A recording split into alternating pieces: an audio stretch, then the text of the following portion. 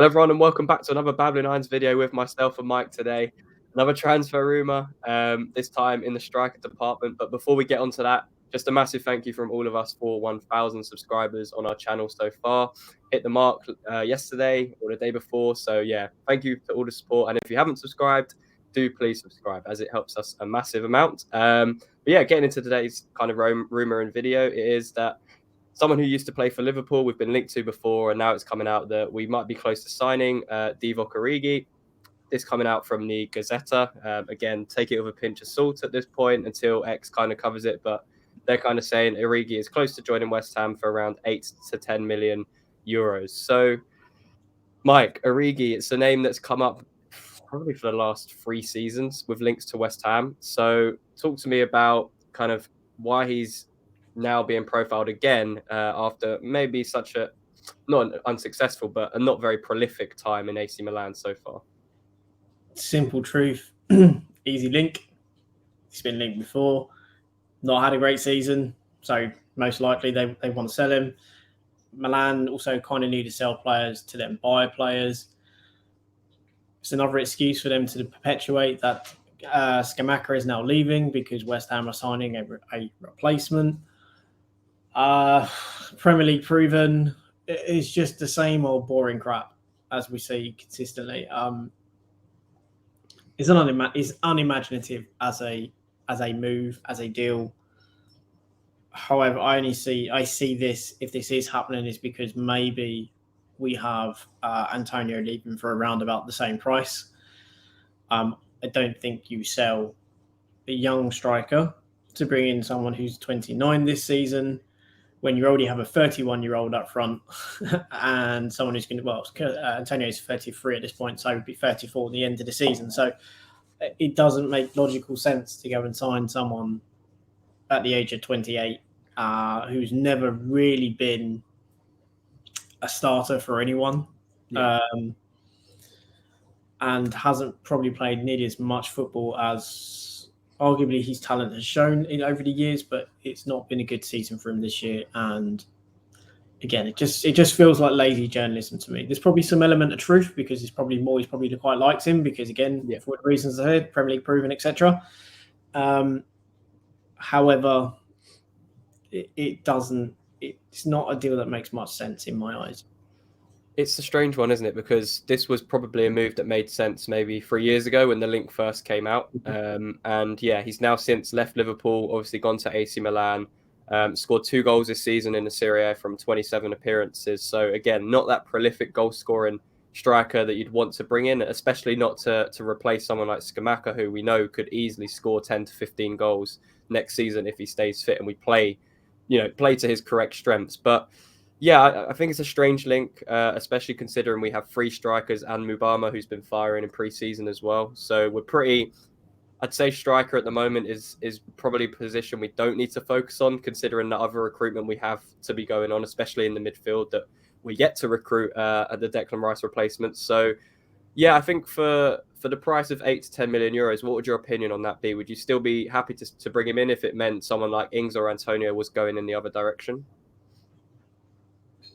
No, I don't see the point in signing him, in all honesty. We've got Divine Mubama. Now, if we go into playing a front 2, it does make sense because I guess in some ways we need a striker. It's a known quantity, he's cheap, so it makes sense in that regard. However, we're sticking with a one-man up front. No. Don't see the point in putting any more obstacles in the way of Divine Mubama, who has shown this season, also shown in this preseason and last year, that he is a quality striker just ready for an opportunity. This is just how I see it. I just do not see any reason to sign him unless you go for 2 up top or you are moving on Ings or Antonio. I think if you're replacing Scamacca, because Scamacca is going to generate huge funds, you then go get in a striker of the same kind of value. Yeah. Because again, it elevates level. And also you go for someone younger because you're wanting for long term. That's why we bought Scamacca, because it's meant to be a long-term option. Yeah. So buying someone at 28, I know people argue, well, he's at least in 4 years, he's still only going to be 32. However, is he going to score us the necessary goals? Yes, he scored at Liverpool, but he was scoring in a front line that was and a team that was on fire and created chances for fun. You know, when you've got the likes of Salah one side and Mane the other, I think it's hard pushed not to be scoring as a centre forward when you've got those guys just causing havoc and creating spaces left, right, and centre for you. Yeah, it's a little bit different, isn't it, when you come to West Ham, where you need to be prolific because chances don't come up that often, and we've seen it with, Antonio's probably biggest criticism has been his finishing recently. And, you look at someone like Scamacca, that's what we need, is someone that will be clinical in the box. And I mean, we saw it in pre-season with his finish. How many times have we seen Antonio go through in that situation and miss? But yeah, I think Origi's, I can't get on board with this move. Even for 10 million euros, it just doesn't make sense to me. Like you mentioned, for the reasons that we just mentioned. But looking at his kind of profile and his statistics, just talk to me a little bit about the type of player he would be if he was to sign for West Ham, and maybe some of his strengths that maybe looking on the positive of what he could bring to that West Ham team. Yeah, so like Antonio, he's a player that can, carry the ball. He is a big, strong unit. He's difficult to get off the ball. When he does kind of go with it, he does have a decent level of pace as well. So he is someone that, if you're asking to kind of fight for the ball and kind of fight for it, and as Antonio said, play off the scraps, arguably he fits a bit of that mold, and you can kind of entrust him to have the ball at his feet and to carry it for you and carry it for you, quite well. His finishing actually isn't that bad.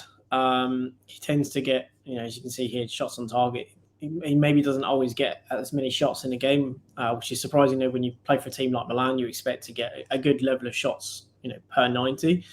However, he hasn't, but his shot accuracy is really good. His conversion is well below average. However, when you look at it from an XG point of view, he is very much on course. And in fact, in Serie A, he exceeded it, minutely.